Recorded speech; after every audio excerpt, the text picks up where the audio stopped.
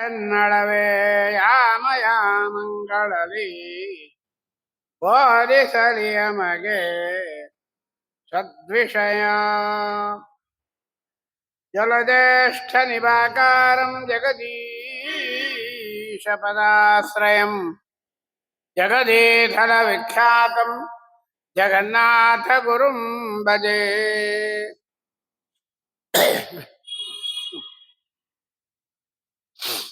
ಹರಿಕಥಾಮೃತ ಸಾರ ಗುರುಗಳ ಕರುಣದಿಂದ ಆಪನಿತು ಪೇಳುವೆ, ಪರಮ ಭಗವದ್ಭಕ್ತರಿದನಾದರದಿ ಕೇಳುವುದು.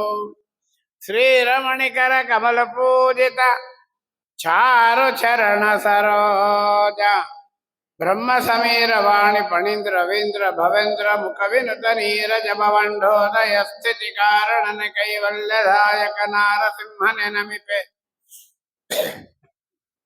ಕರುಣಿಪುದು ಯಮಗೆ ಮಂಗಳವ ಶ್ರವಣವನಕಾನಂದವೇವದು, ಭವಜನಿತ ದುಃಖಗಳ ಕಳೆವದು, ವಿವಿಧ ಭೋಗಗಳ ಇಹ ಪರಂಗಳರಿತ್ತು ಸಲಹುವುದು. ಭುವನ ಪಾವರ್ಣಿಪ ಲಕ್ಷ್ಮೀ ಧವನ ಮಂಗಳ ಕಥೆಯ ಪರಮ ಉತ್ಸಾಹದಲ್ಲಿ ಕಿವಿ ಕೊಟ್ಟು ಆಲಿಪುದು ಭೂಸುರರು ದಿನ ದಿನದಿ. ಶ್ರೀ ಗುರುಭ್ಯೋ ನಮಃ. ಕಳೆದ ಭಾಗದಲ್ಲಿ 9 ಸಂಧಿಗಳನ್ನು ಸಮರ್ಪಣೆ ಮಾಡಿದ್ದು ಒಂದು ಚೂರು ನೆನಪಿದೆ. ಬಹಳ ದಿನ ಆಗಿದ್ದರಿಂದ ಸ್ವಲ್ಪ ನೆನಪು ಒಂದು ವೇಳೆ ಏರ್ಪೇರ್ ಆಗಿದ್ರೂ ಕೂಡ ಇವತ್ತು 10ನೇ ಸಂಧಿ ಪ್ರಾರಂಭ ಮಾಡಬೇಕು ಅಂತ ಗುರುರಾಜರ ಪ್ರೇರಣೆಯಂತೆ 10ನೇ ಸಂಧಿಯನ್ನು ಸಮರ್ಪಣೆ ಮಾಡಲಿಕ್ಕೆ ಪ್ರಯತ್ನ ಮಾಡ್ತಾ ಇದ್ದೀವಿ. ಈ ಸಂಧಿಗೆ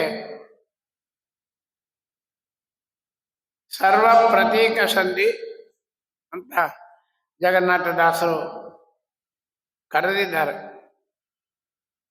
ಭಗವಂತನನ್ನು ನಾವು ಯಾವ ರೀತಿ ಧ್ಯಾನ ಮಾಡಬೇಕು, ಧ್ಯಾನ ಅಂಬೋದು ನೆಕ್ಸ್ಟ್ ಸಂಧಿಗೆ ಹೋಗ್ತಾರೆ. ಅದಕ್ಕೆ ಪೀಳಿಗೆ ಹಾಕಿ ಕೊಡ್ತಾರೆ. ಸರ್ವ ಪ್ರತೀಕ ಸಂಧಿ. ಪ್ರತೀಕ ಅಂದ್ರೇನು? ಒಂದು ರೂಪ, ಇವರ ಪ್ರತೀಕ, ಇದರ ಪ್ರತೀಕ, ಇದರ ಪ್ರತೀಕ. ಪ್ರತೀಕ ಅಂದ್ರೆ ಅದೊಂದು ಶೇಪ್.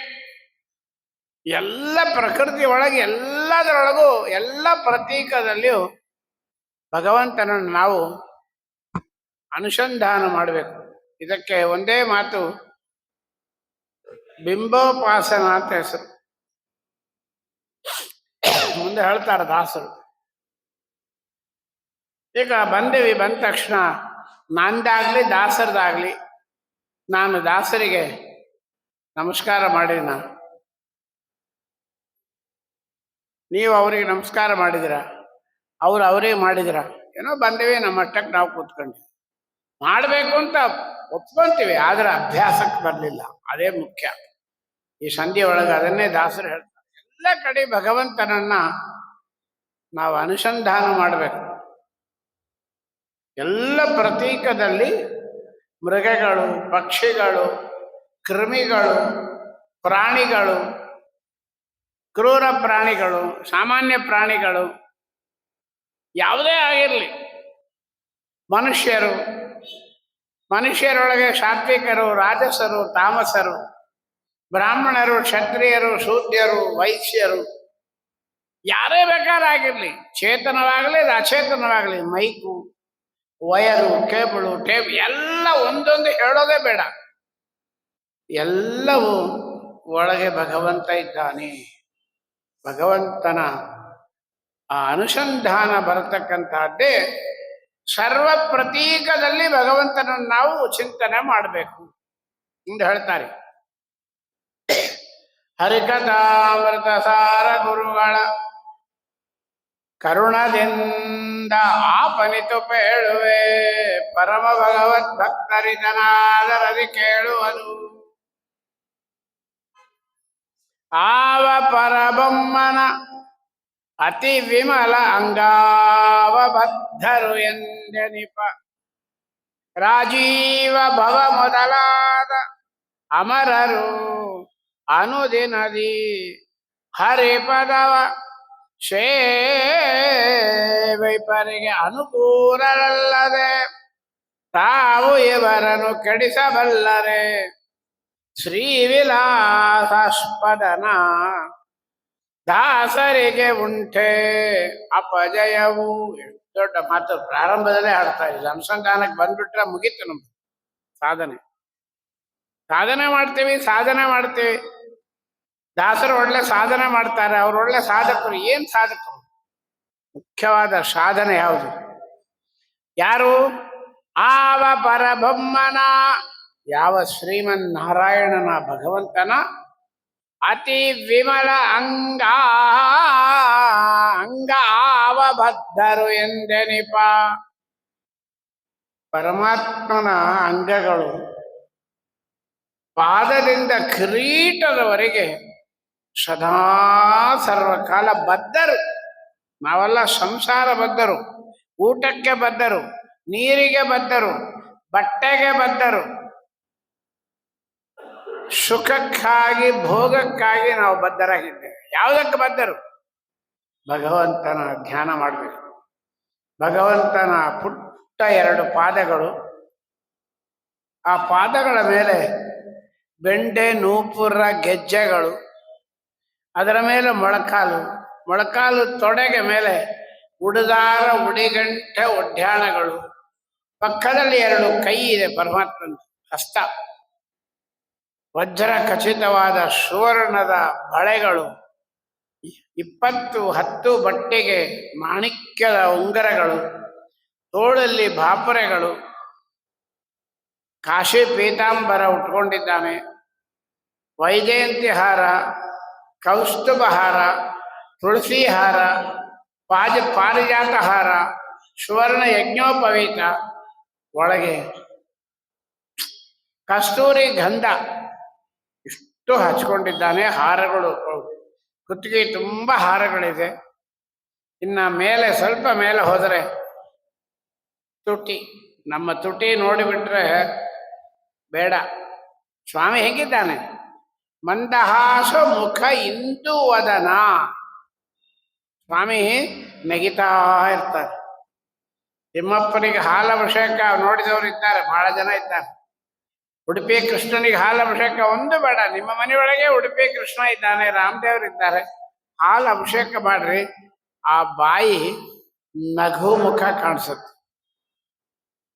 ಮಂದಹಾಸದ 2 ತುಟಿಗಳು, ಕಿವಿಯೊಳಗೆ ಮಕರ ಕುಂಡಲಗಳು, ತಾವರೆ ಧಳದಂತೆ ಸುಂದರವಾದ 2 ಕಣ್ಣುಗಳು,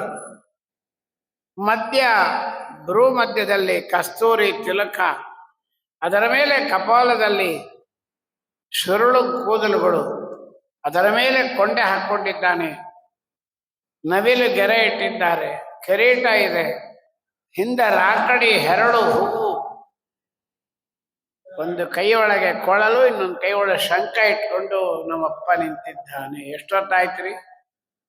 ನಂಗೆ ಎಷ್ಟೊತ್ತಾಯ್ತು? ನಿಧಾನವಾಗಿ ಹೇಳಿದ್ದಕ್ಕೆ ಹೋಗ್ಲಿ 2 ನಿಮಿಷ ಆಯ್ತು.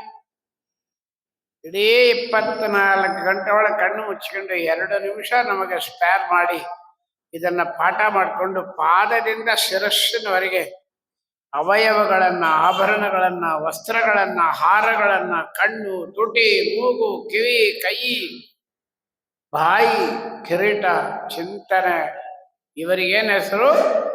ಆವಬದ್ಧರು ಎಂದೆನಿಪ. ವಿಮಲ ಅಂಗ, ಸುಂದರವಾದ ಅವಯವಗಳಿಂದ ಆವಬದ್ಧರು, ಅದನ್ನೇ ಚಿಂತನೆ ಮಾಡ್ತಾ ಇದ್ದಾರೆ. ಯಾರವರು? ರಾಜೀವ ಭವ ಮೊದಲಾದವರು. ನಮ್ಮಿಂದೆಲ್ಲ ಸಾಧ್ಯ ಇಲ್ಲ, ಸುಮ್ಮನೆ ಹೇಳೋದಷ್ಟೇ. ಬ್ರಹ್ಮದೇವರೇ ಮೊದಲಾಗಿರತಕ್ಕಂಥ ದೇವತೆಗಳು ಅನುದಿನ ಹರಿಪದವ ಸೇವಿಪರಿಗೆ ಭಗವಂತನ ಪಾದಗಳನ್ನ ಪ್ರತಿನಿತ್ಯ, ನಮ್ಮ ಮನೆಯೊಳಗೆ ಎಲ್ಲಿ ಹೋಗ್ಬೇಡ, ಗುಡಿಗೆ ಯಾವುದೋ ಒಂದು ವಿಗ್ರಹ ಇದೆ. ಯಾವ ವಿಗ್ರಹ ಇಲ್ವಾ? ಒಂದು ಫೋಟೋ ಇದೆ, ನಮ್ಮ ಅಪ್ಪನ ಫೋಟೋ ಇದೆ. ಆ ಫೋಟೋದಲ್ಲಿ ಪಾದ ಇದೆ.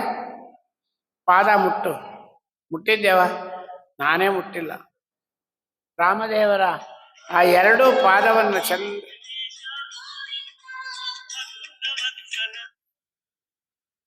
ಆ ಎರಡೂ ಪಾದಗಳನ್ನ ಮುಟ್ಟಿ ಚೆಂದಾಗಿ ನೇವರಿಸಿ ಕಣ್ಣಿಗೆ ಹೊತ್ಕೊಂಡು ಶಿರಸ್ಸಿಗಿಟ್ಕೋ, ಮಾಡಿ ನೋಡು ನಿನ್ನ ಅನುಭವ. ಹರಿಪದವ ಸೇವೆ ಪರಿಗುಂಟೆ, ಹರಿಪದವ ಸೇವೆ ಪರಿಗೆ ಅನುಕೂಲ ಅಲ್ಲದೆ ಈ ರೀತಿ ಮಾಡಿಬಿಟ್ರೆ ಸ್ವಾಮಿ ಅನುಕೂಲ ಮಾಡಿಕೊಡ್ತಾನೆ. ಏನು ಅನುಕೂಲ? ತಿರುಗಿ ಇದು ಬೇಡ, ಹೆಂಡತಿ ಮನೆ ಬಾಗಿಲು ಬೆಳ್ಳಿ ಬಂಗಾರ ಮತ್ತೆ ತಿಂಬೋದು ಕುಡಿಯೋದು ಬೇಡ. ಭಗವಂತನ ದಿವ್ಯವಾಗಿರ್ತಕ್ಕಂಥ ವೈಕುಂಠ ಲೋಕದಲ್ಲಿ ನಾವು ಹೋಗ್ಬೇಕು. ವೈಕುಂಠ ವರ್ಣನೆ ನೋಡಿಬಿಟ್ರೆ ವಾದರಾಜರು ಮಾಡಿದ್ದಾರೆ, ಶ್ರೀಮದಾಚಾರ್ಯರು ಮಧ್ವಜೀಯದಲ್ಲಿ ವೈಕುಂಠ ವರ್ಣನೆ ಬರುತ್ತೆ. ನಾವು ನೋಡಿಲ್ಲ, ಕೇಳಿಲ್ಲ, ಕಣ್ಣಾಗ ನೀರು ಧಾರಾಕಾರವಾಗಿ ಬಂದ್ಬಿಡುತ್ತೆ. ತಾವು ಇವರನ್ನು ಕೆಡಿಸಬಲ್ಲರೆ. ಪರಮಾತ್ಮನ ಧ್ಯಾನದಲ್ಲಿರುವಾಗ ಈ ಬ್ರಹ್ಮಾದಿ ದೇವತೆಗಳು ನಮ್ಮನ್ನು ಕೆಡಿಸ್ತಾರ? ದುಃಖ ಕೊಡ್ತಾರ? ಇಲ್ಲ. ಇನ್ನೊಂದು ಮಾತಾಡ್ತಾರೆ, ದಾಸರಿಗುಂಠೆ ಅಪಜಯ. ಇವರು ಏನು ಹೆಸರು? ಹರಿದಾಸರು.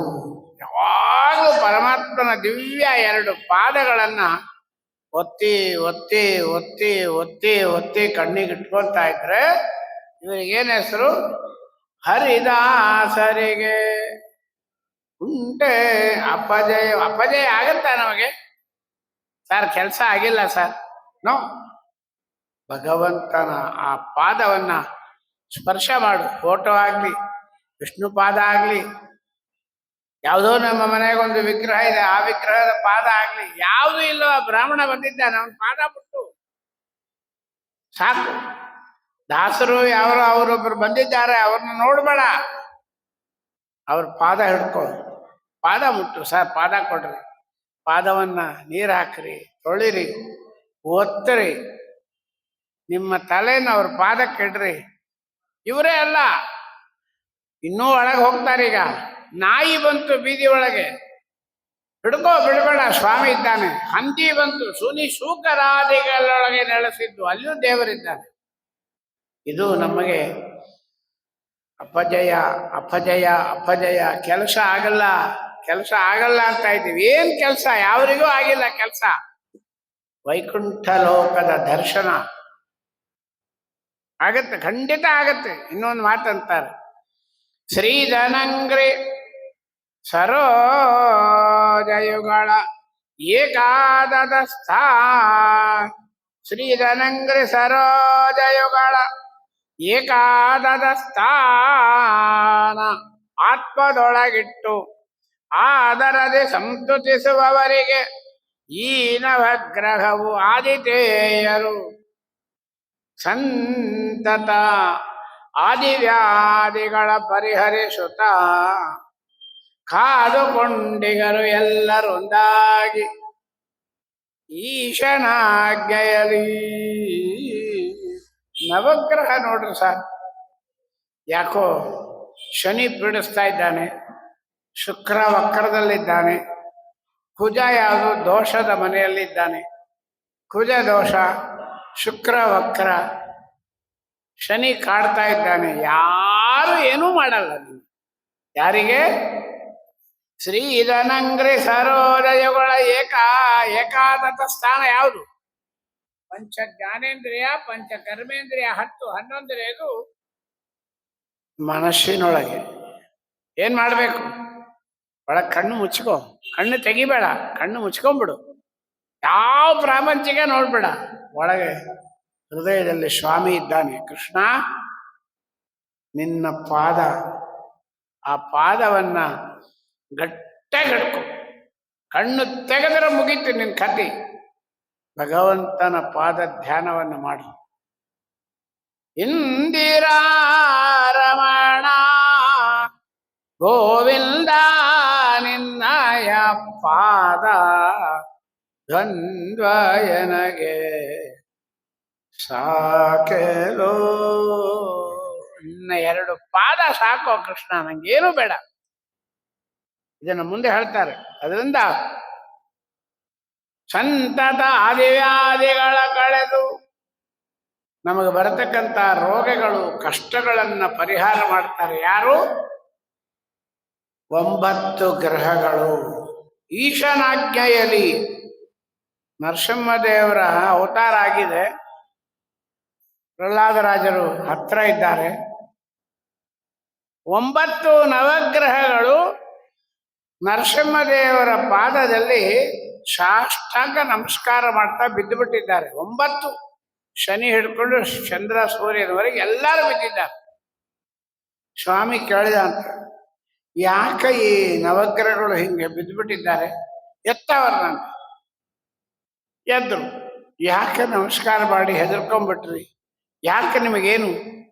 ಆಗ ಆ ನವಗ್ರಹ ಹೇಳಿತಂತ ಒಂದೊಂದನು, ಸ್ವಾಮಿ, ಇನ್ನ ಕೆಲವೇ ನಿಮಿಷಗಳಲ್ಲಿ ಒಂದು ವೇಳೆ ಈ ಪ್ರಹ್ಲಾದನಿಗೆ ಬೆಂಕಿ ಒಳಗೆ ಬಿದ್ದು, ಸಮುದ್ರದಾಗ ಬಿದ್ದು, ಬೆಟ್ಟದಿಂದ ಉರುಳಿಸಿ ವಿಷ ಕುಡಿಸಿ ಇಷ್ಟು ಕಷ್ಟ ಬಂತಲ್ಲ, ಯಾಕೆ ಅಂತ ನೀನು ಒಂದು ವೇಳೆ ಕೇಳಿ ಯಾರಾದರೂ ಪಕ್ಕದಲ್ಲಿರೋ ಪುರೋಹಿತರು, ಸ್ವಾಮಿ ಪ್ರಹ್ಲಾದನಿಗೆ ಶನಿ ಸರಿಯಾಗಿಲ್ಲ, ಶುಕ್ರ ವಕ್ರದಲ್ಲಿತ್ತು, ಕುಜ ದೋಷ ಇತ್ತು, ಏನಾದರೂ ಆ ಪುರೋಹಿತರು ನಮ್ಮನ್ನ ಈ ಪ್ರಹ್ಲಾದನ ಜಾತಕದಲ್ಲಿ 9 ಗ್ರಹಗಳು ಏನೋ ಪೀಡಿಸ್ತಾ ಇದೆ ಅಂತ ಒಂದು ವೇಳೆ ಹೇಳಿಬಿಟ್ರೆ, ನೀನು ಒಂದು ವೇಳೆ ನಮ್ಮನ್ನು ಹಿಡಿದು ಶಿಕ್ಷೆ ಮಾಡಿಬಿಡ್ತೀಯನು.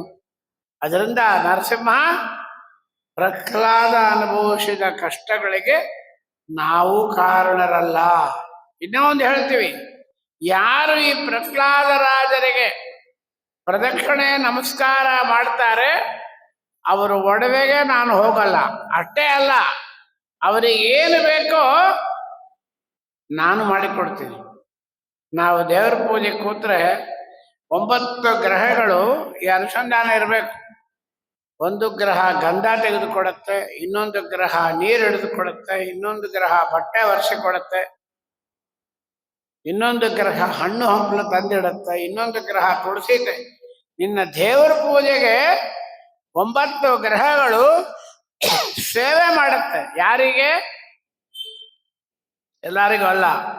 ಶ್ರೀಧನಂಗ್ರೆ ಸರೋಜಯುಗಳ ಏಕಾದರ ಸ್ಥಾನ ಆತ್ಮದಲ್ಲಿಟ್ಟು ಆದರದಿ ಸಂಸ್ತುತಿಸುವವರಿಗೆ,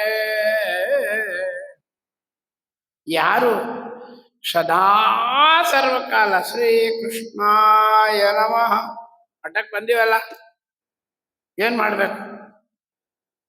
ಪ್ರದಕ್ಷಿಣೆ ಮಾಡ್ತೀವಲ್ಲ, ಏನಿರ್ಬೇಕು ನಮ್ಮ ಹೃದಯದಾಗ? ಶ್ರೀಕೃಷ್ಣಾಯ ನಮಃ, ಶ್ರೀಕೃಷ್ಣಾಯ ನಮಃ ಇಷ್ಟೇ. ನಮ್ಮನ್ನು ನೋಡಿದ್ರೆ ಯಾರು ಮಾತಾಡ್ಸಲ್ಲ. ಏನೋ ಕೃಷ್ಣಾಯನ ಮಾತು ಹೇಳ್ಕೊಂಡಿದ್ದಾನೆ, ನಾವ್ಯಾಕೆ ಅವನ ಜಪವನ್ನು ಕೆಡಿಸ್ಬೇಕು ಅಂತ ಹೇಳಿ ನಮ್ಮನ್ನು ನೋಡಿದ್ರೆ ಕೈ ಮುಗಿತಾರೆ. ಯಾವಾಗಲೂ ಪರಮಾತ್ಮನ ಧ್ಯಾನವನ್ನ ಮಾಡತಕ್ಕಂಥವರಾಗಿದೆ. ನೀವು ಸುಮ್ಮನೆ ಕೂಡ್ರಿ, ಆಚಾರ ಯಾವ ಊರು, ಎಲ್ಲಿದ್ದೀರಿ, ಯಾವಾಗ ಬಂದ್ರಿ, ಹ್ಯಾಂಗಿದ್ದೀರಿ, ಇಲ್ದೇ ಪ್ರಶ್ನೆ ಕೇಳ್ತಾರೆ. ಅದಕ್ಕೆ ಪ್ರತಿಯಾಗಿ ವಿಜಯರಾಯರು ಹೇಳ್ತಾರೆ, ಅದನ್ನು ಸುಮ್ಮನೆ ಕೂತ್ಕೋ, ಬಂದಿಯಲ್ಲ ಮಠಕ್ಕೆ, ಒಂದು ಕಡೆ ಕೂತ್ಕೋ, ಶ್ರೀಕೃಷ್ಣಾಯ ನಮಃ ಇದು ಹೇಳ್ತಾ ಕೂತಿರು. ಯಾವನಾರೊಬ್ಬ ಆಡಿಸಿ, ಏಯ್ ಸಾಕು ನಿಲ್ಸೋ, ಊಟ ಮಾಡಿದ್ಯಾ, ಎಲ್ಲಿಂದ ಬಂದು, ಯಾವನಾರು ಕೇಳ್ತಾನ? ಅಯ್ಯೋ ಜಪ ಮಾಡ್ತಾ ಇದ್ದಾನೆ. ಪಕ್ಕದಲ್ಲಿರೋರಿಗೆ ಹೇಳ್ತಾನೆ, ಏಯ್ ಅವ್ರು ಜಪ ಮಾಡ್ತಾ ಇದ್ದಾರೆ, ಸೈಲೆಂಟ್. ಎಷ್ಟು ಬೆಲೆ ನೋಡಿದ್ರ ಕೃಷ್ಣನಾಮ ಜಪ ಮಾಡ್ರಿ. ಅದನ್ನೇ ಇಲ್ಲಿ ಹೇಳ್ತಾನೆ, ಶ್ರೀಧನಂಗ್ರೆ ಸರೋಜಯುಗಳ ಏಕಾದರ ಸ್ಥಾನ ಆತ್ಮದೊಳಗಿಟ್ಟು ಆದರದಿ ಸಂಸ್ಥಿತಿಸುವವರಿಗೆ ಈ ನವಗ್ರಹವು ಆದಿದೇಯರು ಆದಿವ್ಯಾಧಿಗಳ ಕಳೆದು ಎಷ್ಟು ಅನುಗ್ರಹ ಮಾಡ್ತಾರೆ. ಬ್ರಹ್ಮಾದಿ ದೇವತೆಗಳು ಬಂದುಬಿಡ್ತಾರೆ ನಿಂಗೆ ಅನುಗ್ರಹ ಮಾಡಲಿಕ್ಕೆ. ಭಗವಂತನ ಚಿಂತನೆ ಬಹಳ ದೊಡ್ಡದು. ಗಟ್ಟಿಯಾಗಿ ಬೇಡ, ಗಟ್ಟಿಯಾಗಿ ನಾನು ಕೃಷ್ಣಾಯ ನಮಃ ಹೇಳ್ತೇನೆ ಅಂತ ಇಟ್ಕೊಡ್ರಿ, ಗಟ್ಟಿಯಾಗಿ ಹೇಳ್ತಾ ಇರ್ತೀನಿ. ಆಚಾರ್ಯ ಬರ್ತಾರೆ, ದಾಸರು ಬಹಳ ಕೃಷ್ಣಾಯನ ಮಾತು ಹೇಳ್ತಾ ಇದ್ದಾರೆ, ಒಂದು 500 ರೂಪಾಯಿ ದಕ್ಷಿಣೆ ಕೊಡೋಣ ಅಂತ ಕೊಟ್ಬಿಡ್ತಾರೆ. ಸ್ವಾಮಿ ಅಂತಾರೆ, ನೀ ಗಟ್ಟಿಯಾಗಿ ಹೇಳಿದ್ದಕ್ಕೆ ಸನ್ಮಾನ 500 ರೂಪಾಯಿ ಕಟ್ಕೊಂಡಾಯ್ತು. 500 ರೂಪಾಯಿ ಕೊಟ್ಟಾಯ್ತು, ಹೋಗಂತಾನೆ ದೇವ್ರು. ಬೇಡ, ಗುಪ್ತವಾಗಿರ್ಬೇಕು. ಒಳಗೆ ಶ್ರೀಕೃಷ್ಣಾಯ ನಮಃ ಇಷ್ಟೇ ಹೇಳ್ತಾರೆ.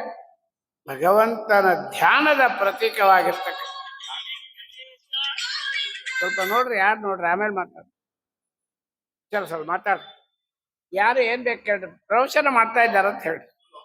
ಅದರಿಂದ ಭಗವಂತನ ಧ್ಯಾನವಾಗಿರ್ತಕ್ಕಂಥದ್ದು ಬಹಳ ಮುಖ್ಯವಾಗಿದೆ. ಇನ್ನೂ ಹೇಳ್ತಾರೆ, ಪ್ರತೀಕ ಯಾವುದು? ಮೇದಿನಿಯ ಮೇಲುಳ್ಳ ಗೋಷ್ಪಾದೋದಕ ಅಮರ ತೀರ್ಥಗಳು ಪಾದಪ ಅದ್ರಿ ಧರಾತಳವೆ ಸುಕ್ಷೇತ್ರ ಜೀವಗಣ ಶ್ರೀಧನ ಪ್ರತಿಮೆಗಳು ಅವರುಂಬ ಓದನವೆ ನೈವೇದ್ಯ ನಿತ್ಯದಿ ಹಾದಿ ನಡೆಯುವುದೇ ನರ್ತನಗಳೆಂದು ಅರಿತವನೇ ಯೋಗಿ. ಪೂಜೆ ಮಾಡಲಿಕ್ಕೆ ಹೇಳಿಕೊಡ್ತಾರೆ. ಏನು? ಮೇದಿನಿಯ ಮೇಲುಳ್ಳ ಗೋಷ್ಪಾದೋದಕಗಳೆಲ್ಲ ಅಮಲ ತೀರ್ಥವು. ಬೀದಿ ಒಳಗೆ ಹೋದಾಗ ಒಂದು ಗೋವು ಹೋಗ್ತಾ ಇರುತ್ತೆ, ಆಕಳು. ಆಕಳು ಕಾಲಿಟ್ಟ ಕಡೆ ಸ್ವಲ್ಪ ನೀರಿತ್ತು. ಆಕಳು ಕಾಲು ತೆಗೆದ ಮೇಲೆ ನೀರಿತ್ತಲ್ಲ, ಅದು ಗಂಗೆಗೆ ಸಮಾನ. ಗೋ ಅಂದ್ರೆ ಇನ್ನೊಂದಿದೆ, ಬ್ರಾಹ್ಮಣ. ಒಳ್ಳೆ ಬ್ರಾಹ್ಮಣರು ಹೋಗ್ತಾ ಇದ್ದಾರೆ, ಖಾಲಿ ನೀರು ಹಾಕು, ಪ್ರೋಕ್ಷಣ ಮಾಡ್ಕೋ, ಕೇಳೇ ಬೇಡ, ಪಾವನಾಗಿ ಹೋಗ್ತಿ. ಗೋಷ್ಪಾದೋದಕಗಳೆಲ್ಲ ಅಮಲ ತೀರ್ಥವು ಪಾದಪ ಅದ್ರಿ ಧರ ತಳವೆ ಸುಕ್ಷೇತ್ರ. ತಿರುಪತಿಗೆ ಹೋದೆ, ಬದರಿಗೆ ಹೋದೆ, ಪಂಡ್ರಾಪುರಕ್ಕೆ ಹೋದೆ, ಬೇಡ. ಪಾದಪ ಮರಗಳು. ನಮ್ಮ ಮಠದ ಮುಂದೆ ಯಾವುದೋ ಮರ ಇದೆ, ಯಾವುದೇ ಇಲ್ಲ, ನೋಡ್ಬೇಡ ಅದನ್ನು. ಶ್ರೀಕೃಷ್ಣಾಯ ನಮಃ, ಭಗವಂತನ ಸನ್ನಿಧಾನ. ಅದ್ರಿ ಕಂಬ, ಕಟ್ಟಡ, ಬಿಲ್ಡಿಂಗ್, ಸ್ವಾಮಿಯ ಕ್ಷೇತ್ರ ಇದು. ಪಂಢರಾಪುರ ಇದೆ. ಧರ ಅದಳವೆ ಸುಕ್ಷೇತ್ರ. ಇನ್ನು ವಿಗ್ರಹ ಬೇಕಲ್ಲ ಆಚಾರ್ಯ, ಶ್ರೀಧನ ಪ್ರತಿಮೆಗಳು. ಇನ್ನೊಂದು ಮಾತಂತಾರೆ, ಜೀವಗಣ ಶ್ರೀಧನ ಪ್ರತಿಮೆಗಳು. ಆಚಾರ ಬಂದರು ಅಂದ್ರೆ ಭಗವಂತನ ಪ್ರತಿಮೆ. ಗೋಪಾಲದಾಸರು ಕಟ್ಟೆ ಮೇಲೆ ಕೂತಿದ್ರು ತನ್ನೂರೊಳಗೆ. ಒಬ್ಬ ಹೆಣ್ಣುಮಗಳು ಬಂದು ಬೆಳ್ಳಿ ತಂಬಿಗೆ ಒಳಗೆ 5 ಲೀಟರ್ ಹಾಲು, ದೊಡ್ಡ ತಂಬಿಗೆ ತಂದು ಕೊಟ್ಲು. ದಾಸರೇ, ನಾಳೆ ಬೆಳಗ್ಗೆ ಶ್ರೀನಿವಾಸ ದೇವರಿಗೆ ಈ ಹಾಲನ್ನು ಅಭಿಷೇಕ ಮಾಡಿಬಿಟ್ರಿ.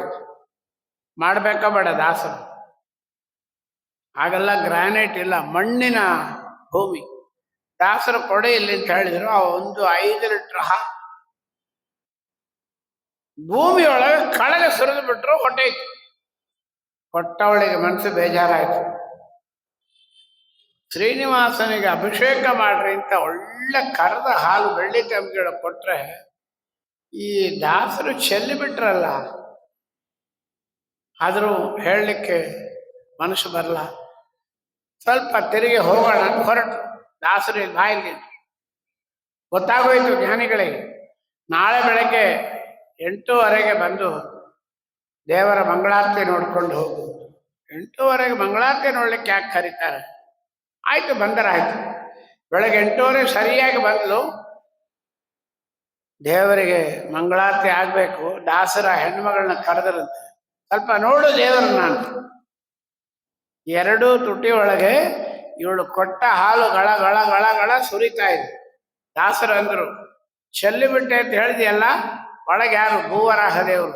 ನೋಡು, ನಿನ್ನ ಹಾಲು ಕುಡಿದು ದೇವರು ತೇಗಿ ಎಕ್ಸಸ್ ಆಗಿ ಹೊರಗೆ ಬಿಡ್ತಾ ಇದ್ದ, ನೋಡು. ಸ್ವಾಮಿ, ತಪ್ಪಾಯ್ತು. ಅದನ್ನ ಜೀವಗಣ ಶ್ರೀಧನ ಪ್ರತಿಮೆಗಳು. ಒಬ್ರು ಆಚಾರ್ಯರು ತಿರುಪತಿಗೆ ಹೊರಟಿದ್ರು. ತಿರುಪತಿ ಒಳಗೆ ಇದೆಲ್ಲ ಎಂಟ್ರಿ ಆಗಿದೆ. ತಿರುಪತಿಗೆ ಹೊರಟಿದ್ರು. ಹೋದವ್ರು ಏನ್ ಮಾಡಿರು, ಒಂದು ನಮ್ಮಂತವ್ರೊಬ್ರು ಹೋದ್ರು. ಆಚಾರ್ಯ, ತಿರುಪತಿಗೆ ಯಾವಾಗ ಹೋಗ್ತೀರಿ? ನಾಳೆ ಸಾಯಂಕಾಲ ಹೋಗ್ತೀನಿ. ಒಂದು ಕೆಲಸ ಮಾಡ್ರಿ, 2 ಬಾಟ್ಲು ತುಪ್ಪ ತಂದು ಕೊಟ್ರು.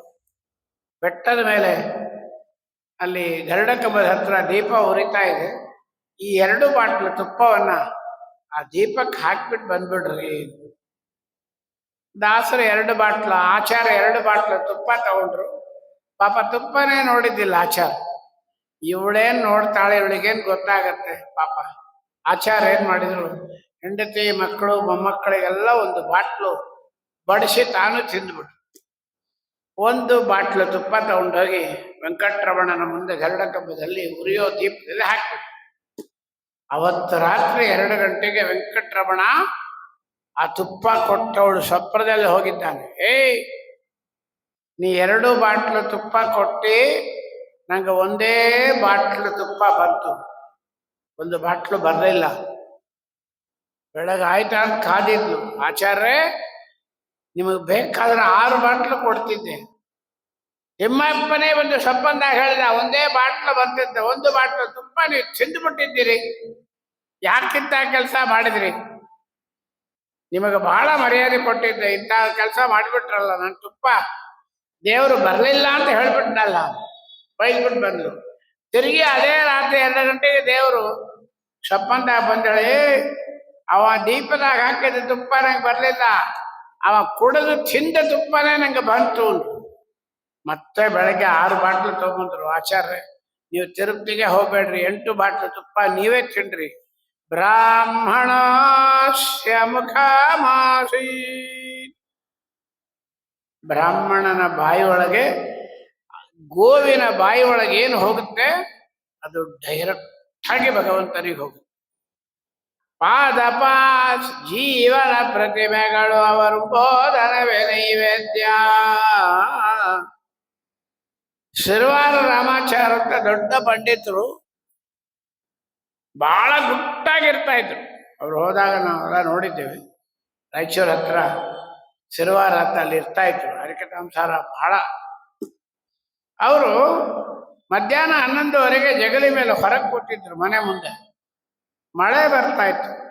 ಮಳೆ ಒಳಗೊಂದು ಗೋವು ನಿಂತ್ಕೊಂಡಿದೆ. ಆ ಗೋವಿನ ಮೇಲೆ ಮಳೆ ನೀರು ಬೀಳ್ತಾ ಇತ್ತು. ಇಷ್ಟರೊಳಗೆ ಒಂದು ಹುಲ್ಲು ಎಳ್ಕೊಂಡು ಆ ಗೋವು ಒಂದು ಹುಲ್ಲು ತಿಂತಾ ಇತ್ತು. ಒಳಗಿಂದ ಶಿರ್ವಾರ ರಾಮಾಚಾರ್ಯ ಹೆಂಡತಿ ಬಂದರು. ಹೇಳ್ರಿ, 12 ಆಯ್ತು, ಅಭಿಷೇಕ ಮಾಡ್ರಿ, ನೈವೇದ್ಯ ಮಾಡ್ರಿ, ಊಟ ಮಾಡೋಣ, ಯಾಕೆ ಕೂತಿದ್ದೀರಿ ಅಂದರು. ಶಿರ್ವಾರ ರಾಮಾಚಾರ್ಯ ಹೇಳಿದರು, ಅಭಿಷೇಕ ಆಯಿತು, ನೈವೇದ್ಯ ಆಯಿತು, ಎಲೆ ಹಾಕು. ಇಲ್ಲ ಆಯ್ತು ರೀ, ನೋಡಲ್ಲಿ ಗೋವು ಒಳಗೆ ಉದ್ಗೀತ ನಾಮಕ ಗೋಪಾಲಕೃಷ್ಣ ಇದ್ದಾನೆ, ಮಳೆ ನೀರು ಬೀಳ್ತಾ ಇದೆ, ಅಭಿಷೇಕ ಆಗೋಯ್ತು. ಆ ಗೋವು ಒಳಗಿರೋ ದೇವರು ಹುಲ್ಲು ಕಡ್ಡಿ ತಿಂತಾ ಇದ್ದಾನೆ, ನೈವೇದ್ಯ ಆಗೈತು. ನಂಗೆ ಅನುಸಂಧಾನ ಬಂದ್ಬಿಡ್ತು, ಮಂಗಳಾರತಿ ಆಯ್ತು, ಎಲೆ ಹಾಕು. ಈ ಅನುಸಂಧಾನ ಬರ್ಬೇಕು. ಮೊನ್ನೆ ಬರ್ಬೇಕಾದ್ರೆ ಮಾರ್ಕೆಟ್ ಒಳಗೆ ನಿಂತ್ಕೊಂಡಿದ್ದೀನಿ. ಒಂದು ಆಕಳು ಬಂದು ಆ ಸೊಪ್ಪಿನ ಬಂಡಿ ನಿಂತಿತ್ತು, ಸೊಪ್ಪು ಮಾರೋಳು. ಒಂದು ಸೊಪ್ಪಿನ ಕಟ್ಟೆ ಹಿಡ್ಕೊಂಡು ಆಕಳು ಹೋಯ್ತು. ಅದು ಎಲ್ಲಿವರೆಗೆ ಹೋಗುತ್ತೋ ಅಲ್ಲಿವರೆಗೆ ಹೋಗಿ ಅದನ್ನು ಹೊಡೆದು ಅದರ ಬಾಯಾಗಿನ ಸೊಪ್ಪಿನ ಕಿತ್ಕೊಂಡು ಬಂದು. ಯಾವ ಜನ್ಮದಲ್ಲಿ ಯಾವ ಬ್ರಹ್ಮತ್ಯ ಬರುತ್ತೆ. ನಾ ಹೇಳಿದೆ, ಅಮ್ಮ ಇನ್ನೊಂದು 20 ರೂಪಾಯಿ ತಗೋ, ಇನ್ನೊಂದು ಕಟ್ಟು ಕೊಟ್ಬಿಡೋದು. ನೋಡ್ರಿ, ನಾವು ಎಲ್ಲಿ ಎಡವುತ್ತೇವೆ ನಾವು. ಅವರುಂಬೋದನವೇ ನೈವೇದ್ಯ. ಆಚೆ ದಾಸರು ಒಂದು ಲೋಟ ನೀರು ಕೊಡು ಅಂತಾರೆ.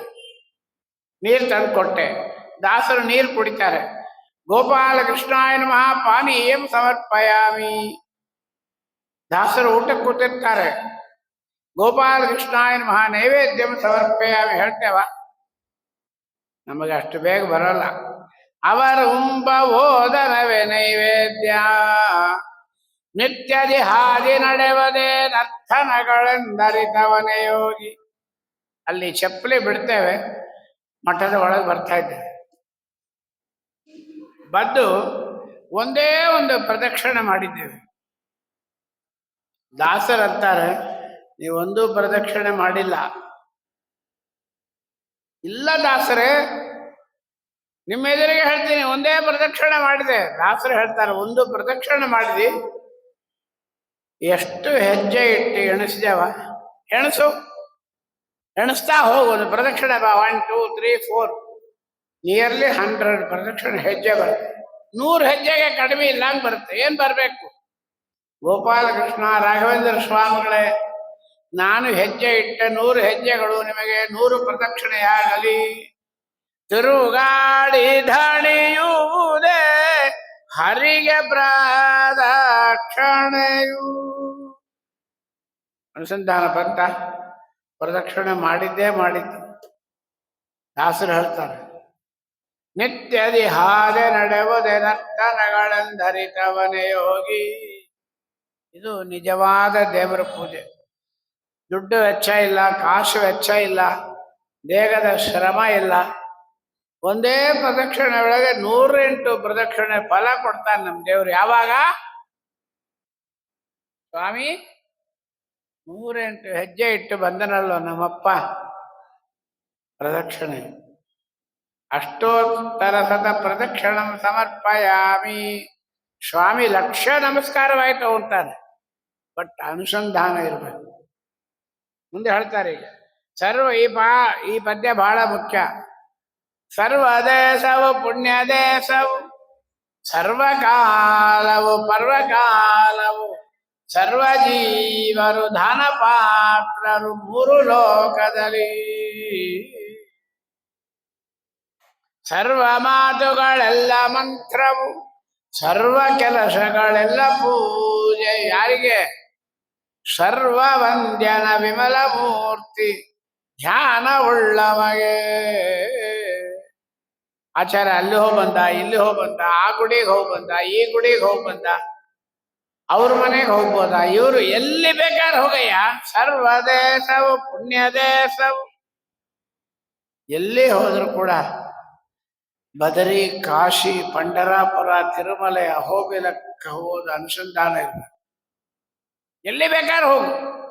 ಸರ್ವ ದೇಶವು ಪುಣ್ಯ ದೇಶವು, ಸರ್ವಕಾಲವು ಪರ್ವಕಾಲವು. ರಾವಕಾಲ ನೋಡೋದು, ಯಮಗಂಡ ನೋಡೋದು ನಮಗಲ್ಲ ಅದು. ಅತ್ತೆ ಹೊರಗೆ ಹೋಗಿದ್ಲು, ಸೊಸೆ ಮನೆಯಾಗಿದ್ಲು. ಅತ್ತೆ ಫೋನ್ ಮಾಡಿದ್ಲು, ಭಾಳ ಸುಸ್ತಾಗಿದೆ, ಬಸ್ ಸ್ಟ್ಯಾಂಡಿಗೆ ಬಂದಿದ್ದೀನಿ, ಸ್ವಲ್ಪ ನಿನ್ನ ಗಂಡಗೆ ಹೇಳಿ ಗಾಡಿ ತಗೊಂಬ ಅಂತ ಹೇಳು.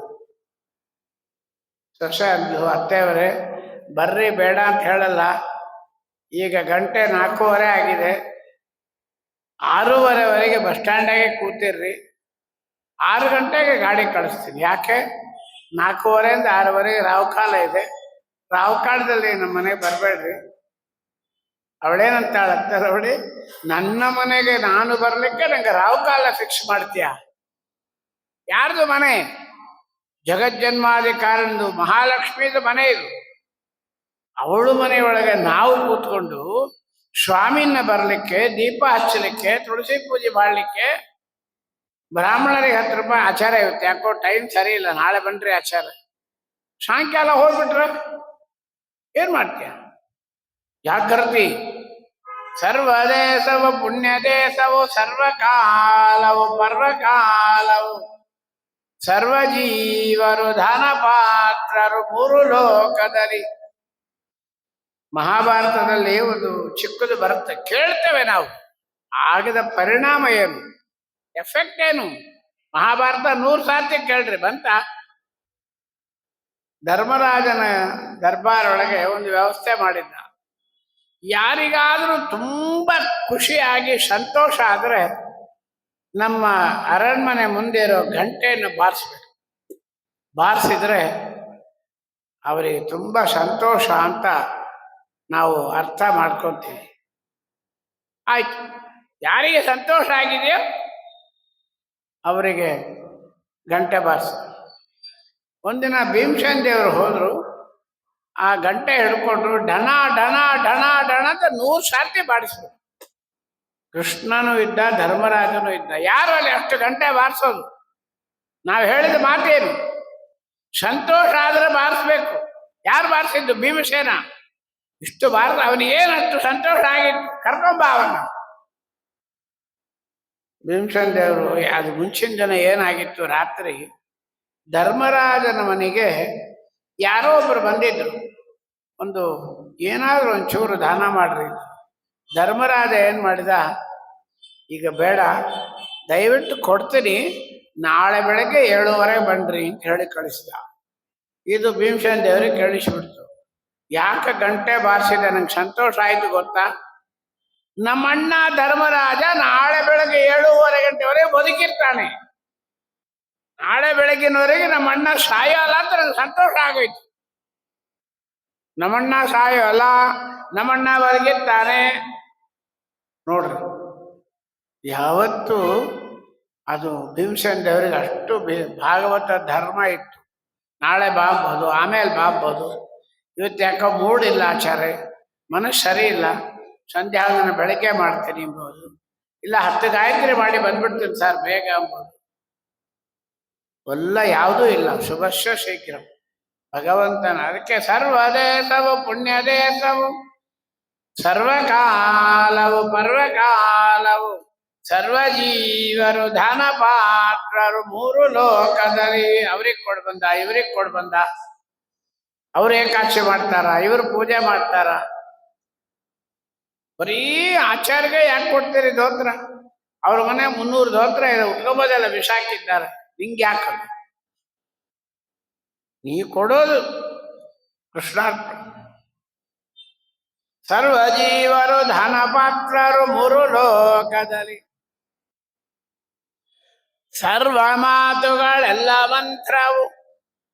ಯಾವುದೇ ಮಾತಾಡಿದ್ರು ಕೂಡ ಮಂತ್ರವಾಗಿರ್ಬೇಕು. ನಾವು ಮಂತ್ರ ಹೇಳೋಳೆ ಏನ್ ಮಾಡ್ತೇವೆ? ಮಾತಾಡ್ತೇವ? ಮಾತರ್ಮೇ ಮಾತರಿಷ್ಟನ್ ಪಿತರದಲು ಗುರು ಭ್ರಾತರಿಷ್ಟಾಪ್ತ ಬಂದು.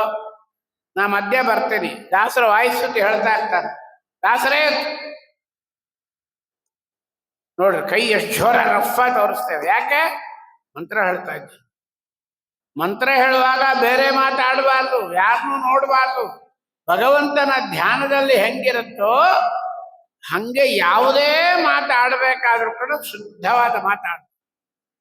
ಹೊರಗೆ ಹೋಗು ಅಂತ ಹೇಳೋದು, ಬೇಡ ಅಂತ ಹೇಳೋದು, ಬರಬೇಡ ಅಂತ ಹೇಳೋದು, ನೀನು ನಾಶವಾಗಿ ಹೋಗ್ಬೋದು. ಅವ ಏನ್ ಸರ್ 3 ಕಾಸೆ ಪ್ರಯೋಜನ ಇಲ್ಲ.